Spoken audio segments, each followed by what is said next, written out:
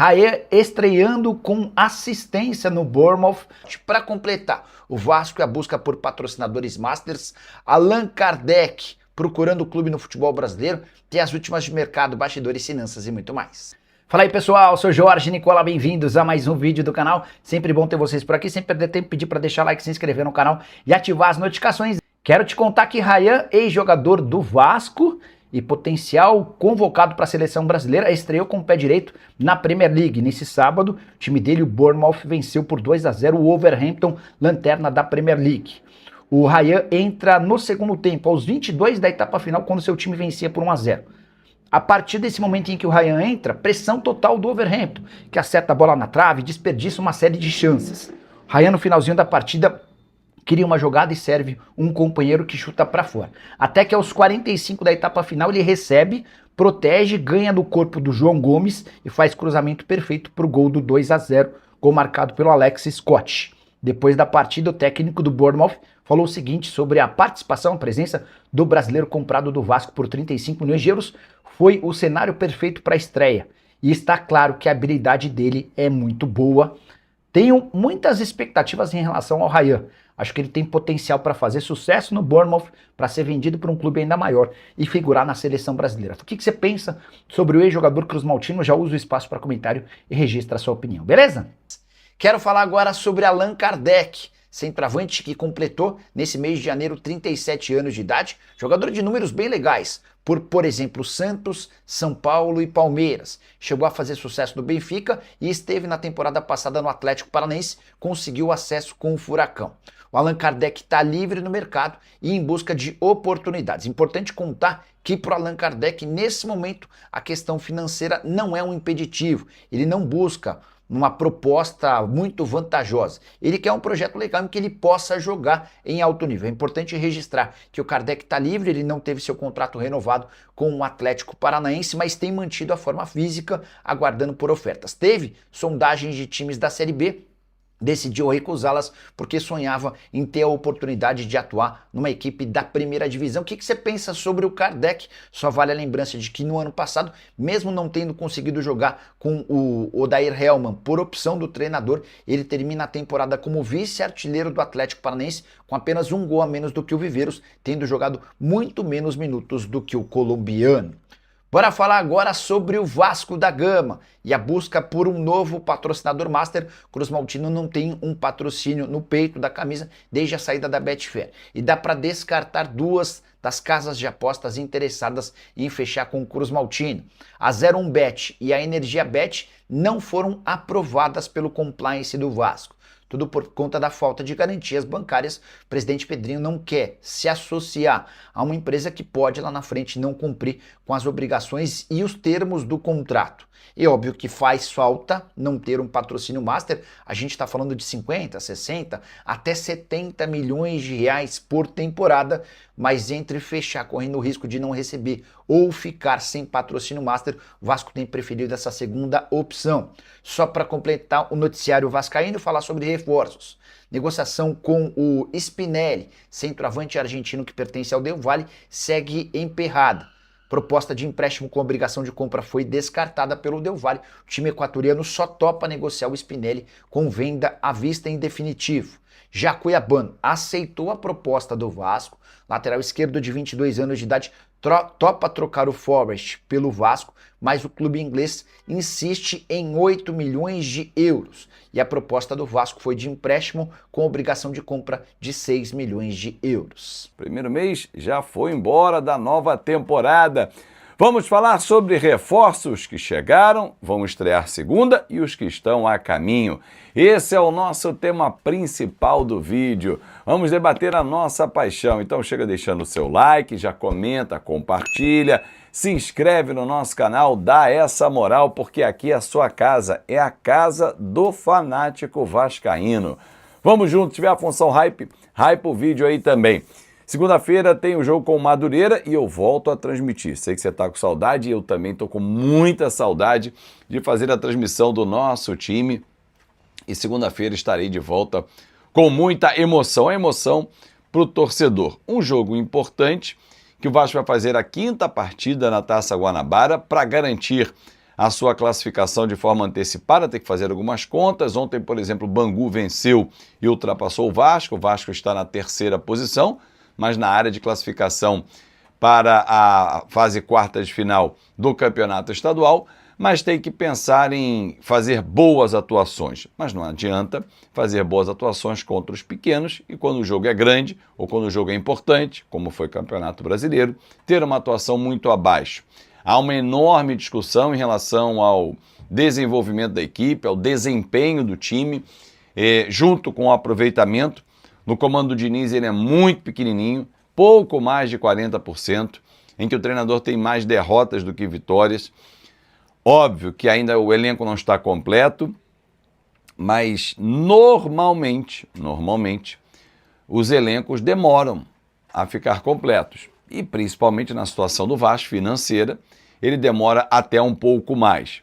Então, assim, com as peças que tem à disposição, entendo que já dava para ter um melhor aproveitamento. Esse é o tema, inclusive, do meu vídeo de membros, vídeo semanal, está lá a partir das 2 da tarde, para você que é membro do nosso canal, ele estará no ar. Eu vou falar sobre Fernando Diniz muito nesse vídeo. Aqui eu quero me ater aos reforços. Marino Inestrosa, ou apenas Marino, camisa 18, já foi apresentado, está à disposição do Diniz. Se vai ser relacionado para segunda-feira é uma outra questão, entendo que sim. Depois tem a Chapecoense, na próxima quinta-feira, também em São Januário. Lembrando que o jogo com o Madureira, o mando é do Madureira, mas vai ser disputado em São Januário, porque o jogo é à noite e o Conselheiro Galvão não tem condições de ter um jogo à noite. Então, o jogo vai ser em São Januário por isso. O Brenner, que foi apresentado ontem, jogador com uma característica diferente em relação ao Marino. O Marino é mais lado de campo. O Marino é como se para você poder entender, torcedor que não acompanhou, que não viu vídeos e tal, ele é como o Andrés Gomes. Ele é lado de campo, velocista, tem características semelhantes ao John Arias, que hoje está no futebol inglês, que era do Fluminense. É um jogador que vai agregar demais ao Vasco da Gama. Vamos só aguardar como é que o Diniz vai encaixá-lo no modelo de jogo. O Brenner é mais para jogar como se fosse a referência, mas faz o lado do campo. Tem a condição de fazer 1-2, o jogo mais associativo, de aproximação, mas os dois têm uma característica muito interessante. Jogam de forma vertical, para frente. E o Vasco precisa jogar para frente, porque muito toque de bola, aquela saída perigosa que dá ruim, a gente já viu em vários momentos na nossa defesa, precisa ter escape. E o escape não é com os zagueiros, são zagueiros construtores, em alguns momentos. Eu acho que assim, o Diniz não inventa nada, né? Não há uma invenção do futebol. Há uma adequação. Só que nessa adequação em modelo de jogo pensado pelo Diniz, me parece o Diniz muito, não vou dizer convicto, mas vou dizer, como é que eu posso usar uma palavra? Teimoso, pode ser uma, mas com pouca variação. Os adversários já conhecem o modelo de jogo do Diniz. A marcação, quando espeta de forma alta na saída de bola, dificulta demais, principalmente quando quem vem por dentro é o lateral, como foi o caso do Piton, que aliás está numa fase terrível em 2026. Entregou na estreia contra o Maricá, foi expulso, entregou contra o Mirassol e entregou contra o Flamengo. Por que o Piton não vai para o banco de reservas? Ele é intocável? Não estou dizendo que ele é mau jogador, longe disso, mas não vive boa fase. Faz o início de temporada muito ruim em 2026, sem dúvida alguma. É um jogador que precisa ter uma sombra e o Vasco, por isso, segue negociando com o Cuiabano. Que aí, meu amigo, colocaria o Piton no banco, sim. E pode até atuar numa segunda linha, o Cuiabano, como fez no Botafogo inúmeras vezes.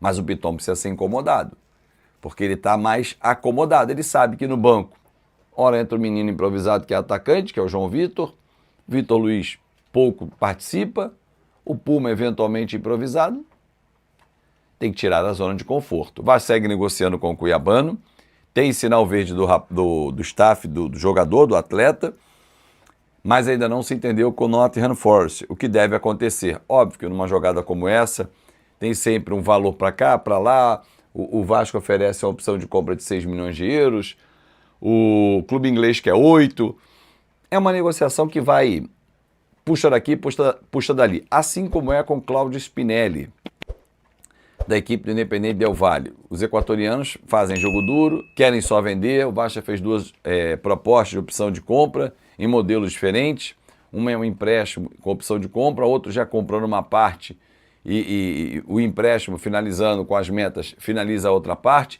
e a terceira proposta vai ser a compra, mas não à vista, obviamente, mas de forma parcelada. Por que os clubes estão fazendo jogo duro e subindo os valores? Porque sabem que o Vasco está recebendo do Bournemouth. O equivalente a 25 milhões de euros. Ainda não recebeu, mas vai receber. Então, todo vendedor sabe que o comprador vai ter dinheiro. Ah, mas está em recuperação judicial. O vendedor não quer saber disso. O vendedor quer saber de, cara, eles vão receber dinheiro. Aliás, falando em receber dinheiro, quero fechar o nosso vídeo. Ontem, numa entrevista lá no Chile, onde está atuando, o atacante Jean David fez graves denúncias, porém, não foi correto na denúncia, não foi completo na denúncia, porque é muito fácil virar público, muito fácil que eu digo o que eu vou falar agora, para você poder entender. O que ele falou é muito grave e não é fácil de virar público, mas da forma como ele fez, torna-se prático. Eu, quando estava no Vasco da Gama, abri aspas para o Jean David. Um intermediário me levou para o Vasco e 2 meses depois veio cobrar um valor como comissão e disse que era para ajustar com os clubes, porque tinha muita gente envolvida. Foi mais ou menos isso em linhas gerais, dizendo que teve gente do Vasco que levou dinheiro, teve gente do Toluca que levou dinheiro. Quem é? Quem é o empresário? Quem é o intermediário? Quem é do Vasco que levou dinheiro? O Vasco veio a público e disse, olha, isso não condiz com o nosso compliance, com as nossas regras, mas vamos apurar. Claro, porque há uma operação, há um intermediário, esse intermediário tem que ser pago pelo clube. E mais, o Jean David disse que o fato de ter pago ou demorado a pagar, ou na verdade nem pagou, né? Segundo ele se recusou, o empresário se recusou, o prejudicou no Vasco, porque esse intermediário teria, tudo no condicional, teria dito se não pagar não vai jogar. Em linhas gerais foi isso. Ele não jogou porque não pagou, ou não jogou porque tecnicamente deixa a desejar também. Nas oportunidades que teve, deixou muito a desejar. Fato é que tem que ser apurado. Agora, o que é o mais difícil de uma apuração como essa? Se não tem nomes, você vai em cima no intermediário. Vai, sabe quem trouxe ele. Foi o fulano, foi o Josézinho da Silva. Um nome hipotético, tá, gente? Josézinho, o que houve? Não houve nada, não cobrei nada. Morreu o assunto.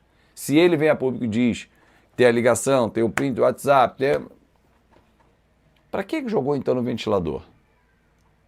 Enfim, um grande abraço para você, um ótimo sábado, um bom fim de semana. Amanhã tem mais vídeo aqui no nosso canal. Tchau, tchau.